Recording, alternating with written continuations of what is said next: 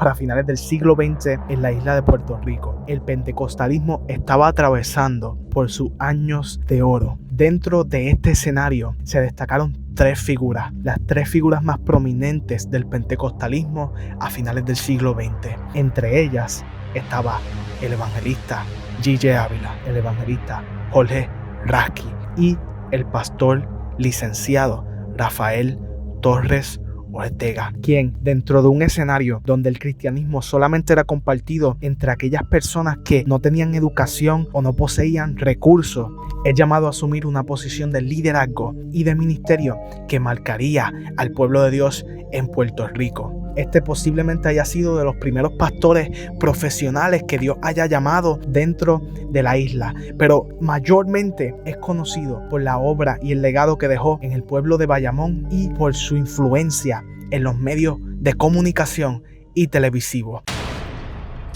Era Rafael un hombre llamado por Dios a abrir las sendas que luego atravesaría el pentecostalismo moderno, a traer recursos y reputabilidad a una religión que era denigrada simplemente por la clase social de quienes la componían, a ser precursor de avivamiento y transformador de cultura aún en sus tiempos, o realmente era un hombre secretamente apático que se refugiaba detrás de cámaras televisivas para evitar el contacto humano y quien sería vástago y raíz de muchos televangelistas que son una cosa en televisión y otra cosa en persona. ¿Qué tal, mi gente? ¿Todo bien? Estoy aquí en la iglesia Jesucristo, el Caballero de la Cruz, en Bayamón, Puerto Rico. Iglesia que pastoreó el pastor licenciado Rafael Torres Ortega por más de 20 años, buscando explorar su vida, historia y legado para ver cuáles son aquellas cosas que nosotros podemos emular, imitar y que nos inspiran a seguir al Señor y a lograr grandes cosas en su nombre, y ver cuáles son aquellas áreas de oportunidad que posiblemente las próximas y futuras generaciones como la mía y como la tuya podemos mejorar. Así que, si eso suena como algo interesante, quédate conmigo y vamos allá. Nació el 2 de septiembre de 1931 en Barrio Nuevo de Bayamón. Sus padres fueron Ramón Torres Báez y Cruz Ortega Oyola. Fue de un hogar muy pobre, donde debido a que sus padres tenían tantos hijos, tuvo que ir a criarse con sus abuelos.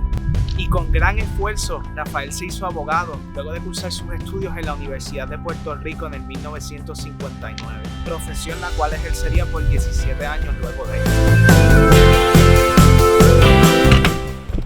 Es curioso porque mientras estaba estudiando, Rafael Torres Ortega se hace muy amigo de otro Rafael que para los puertorriqueños tiene mucho significado y peso, su nombre. Este era Rafael Hernández Colón, quien llegaría a ser gobernador de la isla, pero en aquel entonces simplemente eran compañeros de estudio. Y lo curioso de todo esto en realidad es que cuando Rafael Torres Ortega entra a estudiar leyes y a esforzarse por salir hacia adelante, por experimentar este cambio de clase social y poder superar la pobreza a través de las leyes, Rafael Torres Ortega tenía gran interés en la política.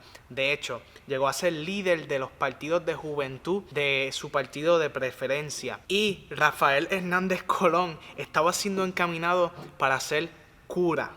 O sea que Hernández Colón, quien terminó siendo gobernador, empezó tratando de ser un líder religioso, y Torres Ortega, quien terminó siendo pastor, había empezado encaminado hacia la política. Y las personas con quienes he hablado sobre la vida de Rafael, que eran cercanos a él, dicen que había una broma recurrente sobre cómo Dios intercambió los dos Rafael a la hora de cumplir sus destinos. Torres Ortega contrajo matrimonio con Rosa Iris Padilla a sus 27 años, con quien tuvo 5 hijos. 3 hijas mayores y 2 hijos. Su esposa y algunos de sus hijos colaboraron muy de cerca con su ministerio. Ahora bien, hasta ahora en su historia, Rafael supera su situación de pobreza donde él vivía con sus abuelos. Va y estudia leyes y se hace un profesional en la carrera del derecho. A pesar de que sus abuelos, siendo personas elegantes y finas como los puertorriqueños jíbaros de antes lo eran analfabetas y vivían en el campo. Él llegó a establecerse como un profesional en la isla y estaba encaminado hacia lo que sería una carrera prometedora y brillante dentro de la política de Puerto Rico. Pero un día este hombre tuvo una experiencia, exactamente un lunes en enero del 1961, una campaña evangelística en una iglesia de Bayamón, Defensores de la Fe, donde fue a predicar un evangelista llamado Jaime Cardona. Él llega a convertirse al pentecostalismo, al cristianismo. Esto sería luego de que su hija mayor enfermase y sus vecinos cristianos pentecostales se ofrecieran a cuidarla como un gesto de buena caridad. Este buen gesto lo llevó a responder con un sí cuando los vecinos lo invitarían a esta campaña que terminó siendo el momento de su conversión. Pero entiende esto, el pentecostalismo en el 1960 en Puerto Rico no era visto bien, no era una religión de personas pulcras, educadas, de personas con carreras universitarias, profesionales, era la religión del pobre, de la persona sin educación, de la persona bruta. Y la conversión de este pastor licenciado, un profesional en el derecho, una persona prometedora dentro de la política, fue noticia en toda la isla, especialmente en Bayamón. Se regó rápidamente la noticia de que el licenciado Rafael Torres Ortega se había convertido al Señor. No tardó mucho en que el pastor de la iglesia en Bayamón, Don Lolo, se diera cuenta de las habilidades prometedoras que tenía Rafael como predicador, pero aún así ellos no podían imaginar ni siquiera lo que Dios tenía guardado para su vida y su ministerio.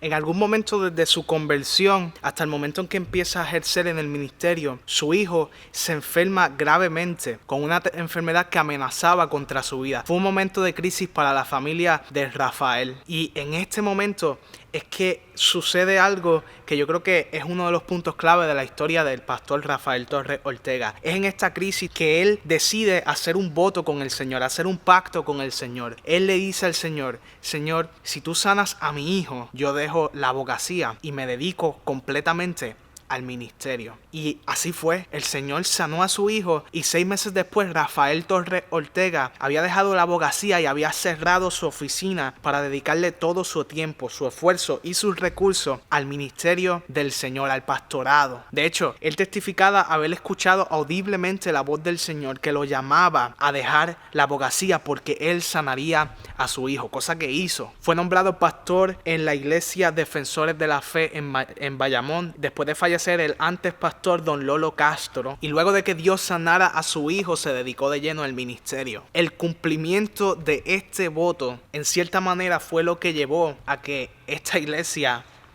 y todo el legado que él dejó como ministro del Señor, su programa, sus predicaciones, sus recuerdos en la vida de muchas personas que fueron edificadas por su mensaje, estuviese donde está hoy. Esta iglesia fue uno de sus mayores logros. Ubicada en una de las avenidas principales del pueblo de Bayamón en Puerto Rico, tiene capacidad para 5,000 personas. En aquel entonces prácticamente era la iglesia más grande de la isla.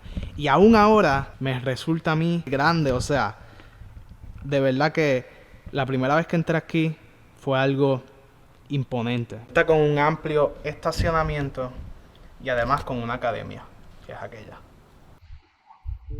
Estos son los frutos de una vida devota a Dios. Y ver todo esto me hace realmente recordar una experiencia personal que yo tuve con el Señor. Y es que hace algunos años, cuando yo empecé a seguir al Señor y empecé a dedicarle mi vida, yo le decía, Señor, ¿hasta dónde tú estás dispuesto a utilizar a un hombre? ¿Hasta dónde tú estás dispuesto a llevarlo por ti? Y como que esa era una pregunta ardiente en mi corazón. Yo decía, Señor, ¿qué tú eres capaz de hacer conmigo? ¿O qué tú deseas hacer conmigo? Y recuerdo que mientras pasó el tiempo, me encontraba como en una vigilia de un campamento que estábamos haciendo en la iglesia. Y esa pregunta el Señor me la contestó. Hay alguien predicando y y empieza a compartir con nosotros. No me acuerdo si era una anécdota o una experiencia que había vivido, alguien que él conocía, whatever. Yo sé que empiezan a contar sobre cómo esta persona le dice al Señor, Señor, ¿hasta dónde tú estás dispuesto a llevar a un hombre? La misma pregunta que tenía yo, ¿qué tú estás dispuesto a hacer con una vida que se pone a tus pies? Y Dios no le contesta a esta persona de la anécdota, y pasan años y esta persona empieza a seguirlo y empieza a buscarlo y empieza a servirle. Y un día, en un avión de camino a ministrar su palabra, Dios le habla a esta persona de la anécdota y le dice, sabes que nunca te contesté porque tu pregunta estaba equivocada. La pregunta no es hasta dónde yo estoy dispuesto a llevar a un hombre. La pregunta es hasta dónde un hombre está dispuesto a llegar por mí.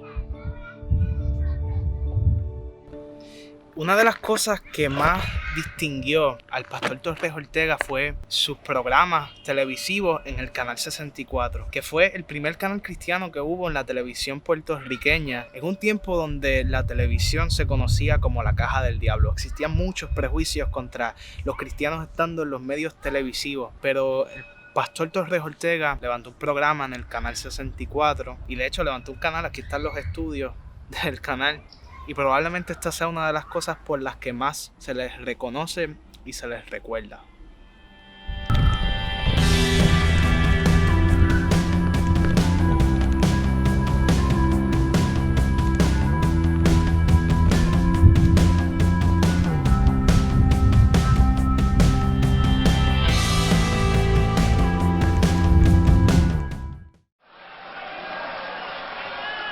Sube la alabanza, no se mira el traje, ni la ropa, ni el pelo.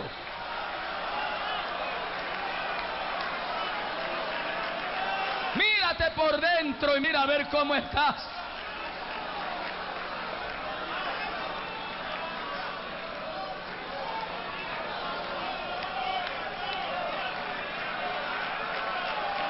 Suelta esas manos, suelta la boca, abre la boca.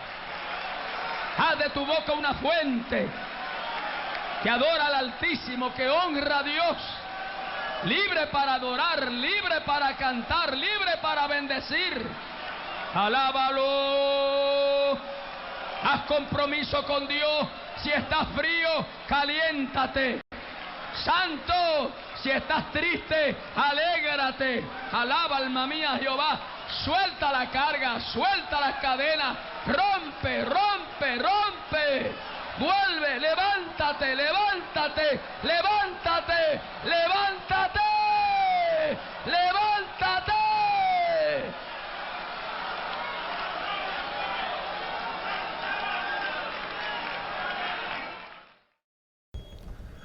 Pero quizás una de las cosas que más me sorprenda sobre la vida del pastor Rafael Torres Ortega es cómo en los últimos años de su vida él asume unas posiciones que para muchos ministros pentecostales de su época parecieran vanguardistas. Sin duda, para un ministro pentecostal del siglo de oro del pentecostalismo en Puerto Rico, su discurso, la forma en que hablaba, la forma en que se dirigía, su pensamiento sobre la teología, sobre Dios, sobre el cristianismo, estaba muy avanzado a aquellos que les rodeaban en su época. Era como si estuviese adelantado a su tiempo. Algunas de las cosas que él hizo es que reconoció y permitió la participación de la juventud dentro de la dinámica de su congregación y su iglesia. Reconoció y permitió la participación y ordenación de la mujer como un ministro. Tenía unas posturas bastante abiertas en cuanto a la vestimenta de la mujer y la vestimenta de los jóvenes, que para su tiempo eran bastante avanzadas y que confligían con el pensamiento de muchas personas de su época. Insistió en una mejor preparación teológica para el ministro y el pastor que fuese a asumir un ministerio. Él creía que el pastor debería prepararse más aún en el área de consejería para poder trabajar con los problemas más grandes dentro del matrimonio. Insistió en una mayor armonía y compartir entre las iglesias pentecostales y las iglesias históricas que estaban en la isla, es decir, entre los pentecostales y digamos los wesleyanos, los metodistas y las distintas otras congregaciones y denominaciones que estaban, que se llevaran mejor. Deseaba ver más envolvimiento de la iglesia dentro dentro de las comunidades, las necesidades de la sociedad. Fomentaba un mensaje dominical que enseñara y que también motivara. Creía que el testimonio cristiano debería confrontar las autoridades gubernamentales y los males sociales, presentando a Cristo como una alternativa para la sociedad y una solución a todos estos males. Y por eso digo que aún hoy es como si su visión y su pensamiento estuviesen mucho más allá de su tiempo y cuyo discurso reflejaba una mente y una visión avanzada. Estoy aquí en lo que era su oficina pastoral, que me permitieron entrar y puedo ver cómo hay algunos libros que él utilizaba para preparar sus sermones, sus predicaciones, sus discursos y sus estudios bíblicos en su tiempo personal. Y solamente de ver esto, tú te das cuenta de la diferencia que había entre él y muchos otros ministros de su tiempo.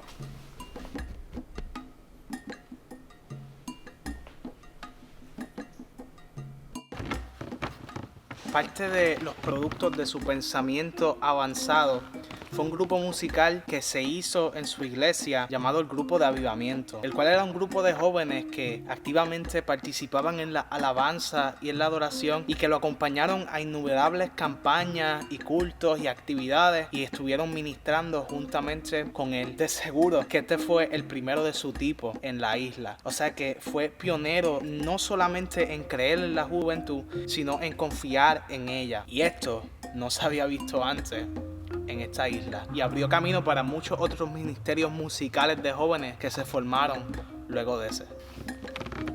La noche del 20 de mayo del 2001, el pastor Torres Ortega sufrió de un derrame cerebral. Luego de esto empezó su proceso de recuperación, lo cual terminaría y culminaría con su fallecimiento el 15 de septiembre del 2015. En medio de este proceso él escribe su libro La Puerta del Retorno. Ahí él narra su experiencia sobre cómo él fue al cielo en medio de todo este proceso y cómo estuvo con el Señor y cómo fue ese proceso de recuperación y las experiencias que él aprendió. No me cabe duda de que este fue el pastor pentecostal de más poder religioso en el país de Puerto Rico. Un hombre reconocido y temido por su extraordinaria influencia en los medios del evangelio. Hizo una magnífica labor como ministro del evangelio y fue un gran mentor y paladín del pentecostalismo puertorriqueño, pero debido a que ya él falleció, no podía reunirme con él para este video para discutir cuál es la verdad central de su vida. Por eso busqué lo más cercano, su hija Iris Nanette Torres, quien compartió con muchos años con él en el ministerio y quien es ahora pastora de esta iglesia Jesucristo el Caballero de la Cruz aquí en Bayamón.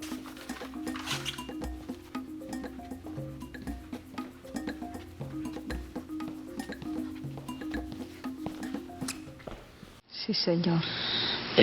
No me diga cómo he podido lograr tener los 3 canales y un templo como ese, ni la academia, porque sinceramente nunca me he puesto a pensar y ver. No quiero ver, no quiero ser como Nabucodonosor. Yo sé que está ahí y la gloria es de Dios. Dios lo hizo. Y permítame decirle también que toda esa propiedad, todos los canales, la academia, el templo, una finca que la iglesia tiene en Toalta para hacer un campamento, pertenece no a mí, no a mi esposa, no a mis hijos, pertenece a este complejo que se llama Iglesia de Cristo, Defensores de la Fe. Exacto. Nada. Vine con las manos vacías y me iré para el cielo con las manos vacías.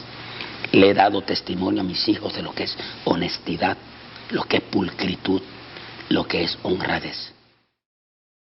Una de las cosas, cuando yo empecé a hacer la investigación de tu papá, estaba hablando con mami y cuando estaba hablando con ella sobre el proyecto, ella me dijo, qué bueno que vas a entrevistar a la pastora Iris Nanette. Yo cuando cuidé, mi abuela estuvo en cama muchos años y mami tenía que ir a cuidarla y me contaba que todas las noches ella veía dándole el blanco. Exacto. Y que te veía a ti y veía el pastor. Ay, eso hace muchos años, mío. Santo Dios. Ahora hay muchas facilidades para transmitir la palabra del Señor. Por ejemplo, ahora mismo como que yo tengo un canal y lo que tengo, tú puedes ver que es un celular y una cámara que tú puedes comprar en Best Buy o whatever. Y así tú llegas a mucha gente. Eso es sorprendente, la tecnología. Sí. Antes no. Antes era más complicado. Entonces, yo le quería preguntar cómo era el poder llegar a los medios en aquel entonces. Pues mi padre, para los años 70, tuvo un proyecto en el corazón. Ya papi estaba en Radio Redentor, en el programa Encuentro, de 7 a 8 de la mañana. En realidad papi fue conocido por el programa de radio, pero siempre a papi le apasionó la comunicación. Así que fue al Canal 11 y habló directamente con el presidente del canal. Y le compró un espacio los sábados de 1 hora. Y para el 70 y pico, papi pagaba $800 por programa. Y el programa era los sábados, creo que de 1 a 2 de la tarde. Así que papi se convirtió en el primer pastor abogado que entró a la televisión secular. Cuando no había televisión, cuando en la televisión era el cajón del diablo. Sí. Vergonzosamente tengo que reconocerlo porque era así. Papi llegó a un terreno donde nadie había llegado con su famoso programa Encuentro, que era el mismo programa que tenía de radio de 7 a 8 en Radio Redentor. Así que fue como algo innovador, ¿verdad? Totalmente innovador. Era un programa cristocéntrico, pero era un programa de testimonio. Papi traía personas que habían recibido un impacto de Dios, sanidad, liberación, salvación.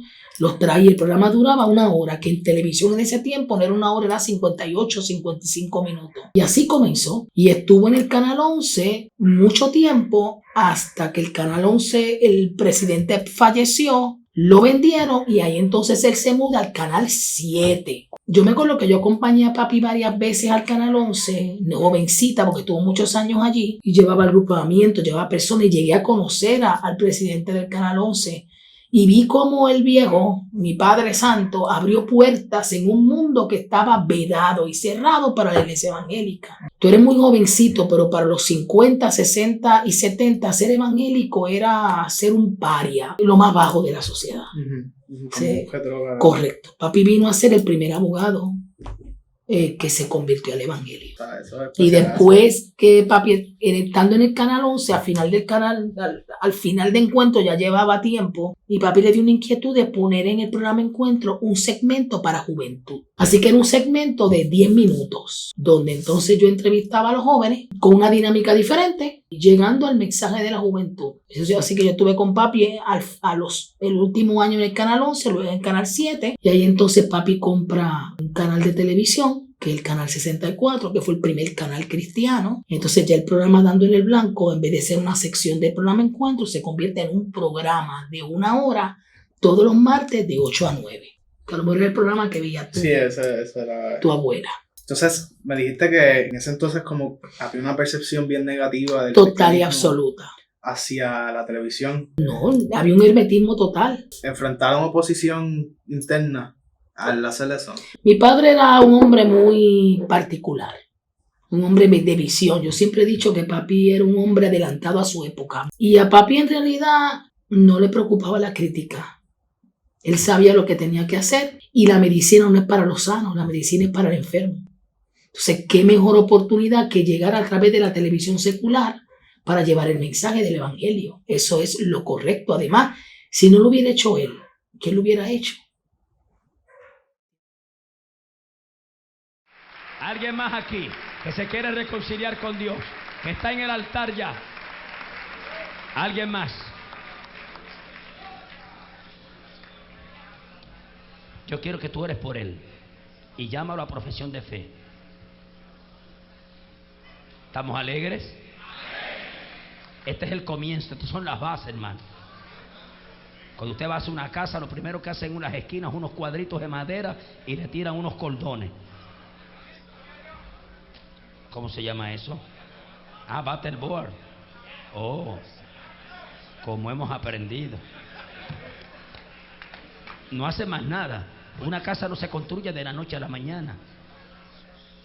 Después viene la zapata, pero hay que poner los puntales. El battleborn, ¿qué es eso?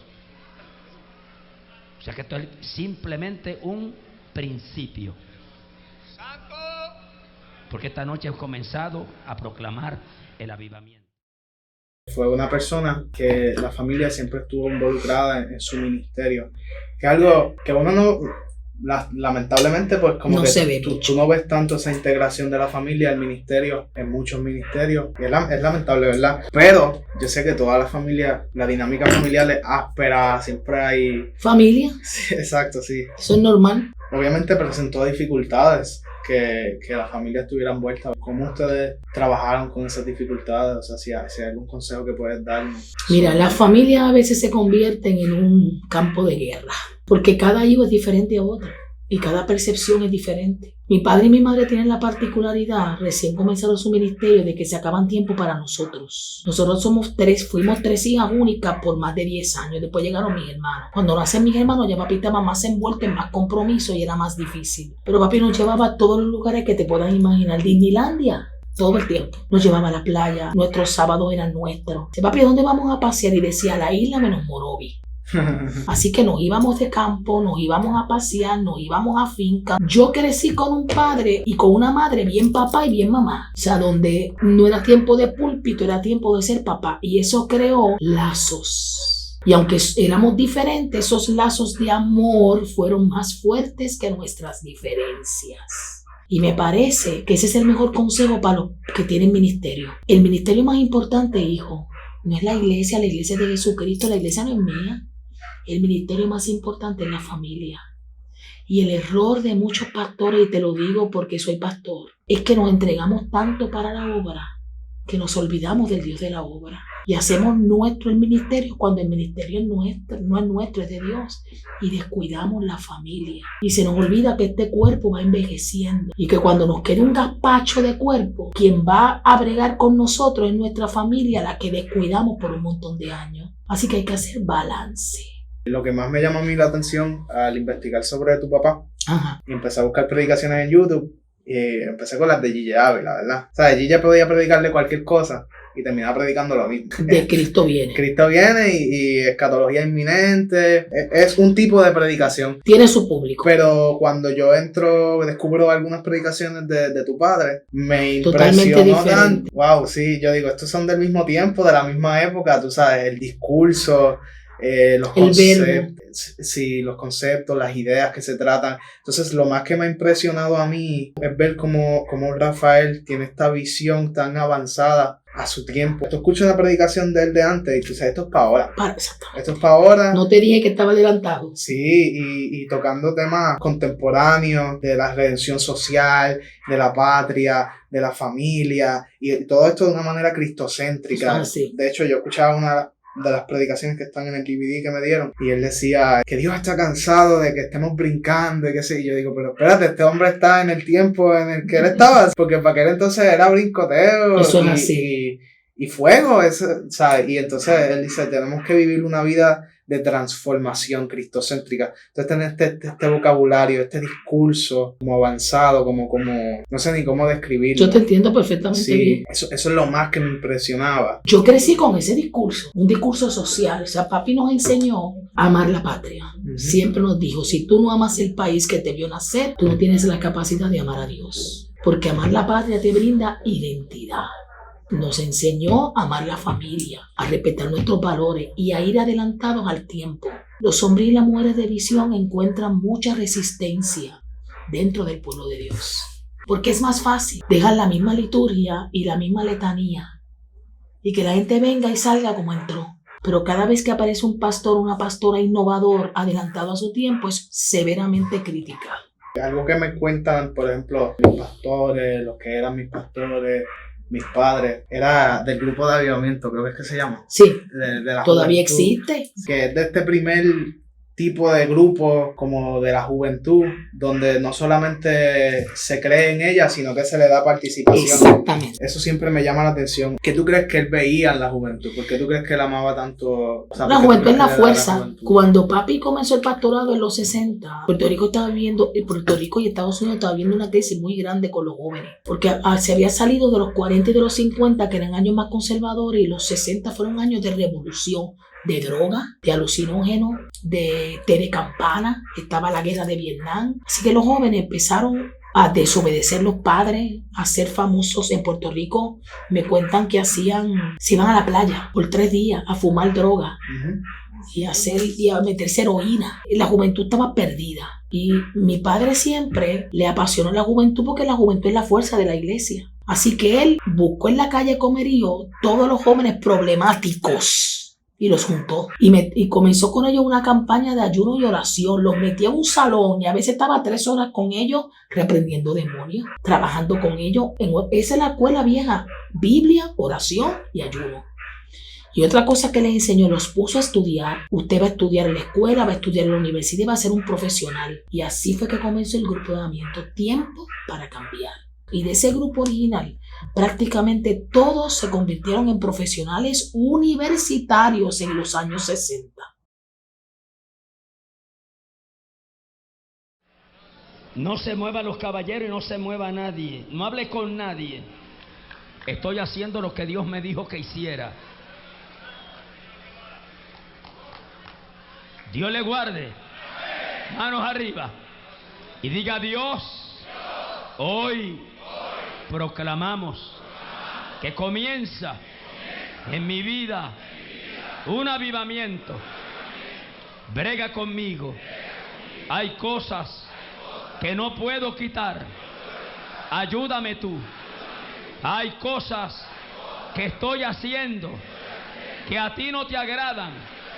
Ayúdame tú. Espíritu Santo, entra a mi vida. Barre la casa, límpiala, adórnala con los dones del Espíritu Santo. Ato y ligo todo poder del diablo que esclaviza mi mente y siembra en mí cosas que no agradan. Señor, en el nombre de Jesús, yo los echo fuera, fuera, fuera. Tengo entendido que tú viviste el tiempo en donde cuando su hijo se enferma, Rafi. creo que es con leucemia, ¿verdad? No, era una enfermedad autoinmune. Se llamaba púrpura, que lo que hacía era que la sangre se licuaba demasiado y le salían muchos hematomas. Entonces a él no coagulaba. Se daba un golpe y se desangraba. Y entonces, pues, ahí es que él como que le dice al Señor que si él sanaba a su hijo, Cerraba la oficina. exacto, que dejaba de ser abogado. Y así fue. ¿Qué edad tú tenías más o menos para ese Bueno, entonces? para ese tiempo mi hermano cuando le dio la condición, tenía 3 o 4 años. Yo estaba todavía en escuela intermedia intermedia, pero yo fui testigo de ese milagro. Mi hermano le daba un tratamiento de prednisona para ese entonces, se hinchaba como si fuera un monstruo. Mi hermano cayó en una crisis de salud muy seria. Él se pasaba en el hospital y se juntó todo. Esta crisis de salud donde se te enferman varios hijos a la vez fue bien difícil. Mi mamá estaba con Rafi en el hospital y me enfermé yo, se enfermó Dorca, se enfermó Vanessa, Rolly, mi hermano chiquito tenía como 2 años, era bebé, 1 o 2 años. Fue una crisis bien fuerte. Cuando papi se encierra en el cuarto, me cuenta mi hermana Vanessa, mami estaba en su cuarto, papi entra al cuarto de mis hermanos que estaba al lado de él y mi hermana ve cuando el Señor llega. Sin saber, era chiquitita, sin saber lo que estaba pasando allí. Y ese mismo día Dios le dijo: lo sano hoy. Y mi hermano se acostó enfermo y se levantó sano. Cuando lo llevan a los médicos, la enfermedad había desaparecido. El problema fue que papi no cerró la oficina rápido. Se tardó 6 meses y mami estaba de secretaria con él. Y llega este profeta y le dice a mi madre, porque papi estaba defendiendo un caso en la corte, y le dijo a mi madre: yo cumplí y tu esposo no ha cumplido. No hizo más que el profeta irse. Por eso te digo, eso yo soy como mi mamá. Mami recogió todo y se lo llevó para casa. La oficina la cerró ese día. Casi Inmediatamente. Ella Eso tiene que estar en el libro. Y cuando papi llega y ve todo allí tirado, pues empieza a llorar. Y yo le dice: tú estás llorando por estos muebles viejos y lo que yo hice por ti.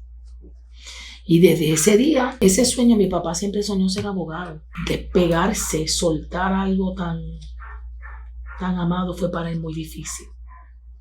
El pastorado a papi le costó mucho. Papi fue un hombre de muchas oportunidades y tuvo que decir muchas veces que no por predicar el evangelio. Desde que pasa eso, a que él entra a tiempo completo a servirle al Señor. ¿Qué cambios hubieron en él? O sea, ¿de qué manera eso lo afectó? Fue complicado, pero mi papá era un titán y no reflejaba, excepto los que nos conocíamos. Yo sabía cuando a papi le preocupaba algo por la forma en que se tomaba el café, por la forma en que cruzaba las piernas y movía los dedos, pero él nunca nos llevaba carga a la casa. Pero yo sé que eso le dolió profundamente, profundamente.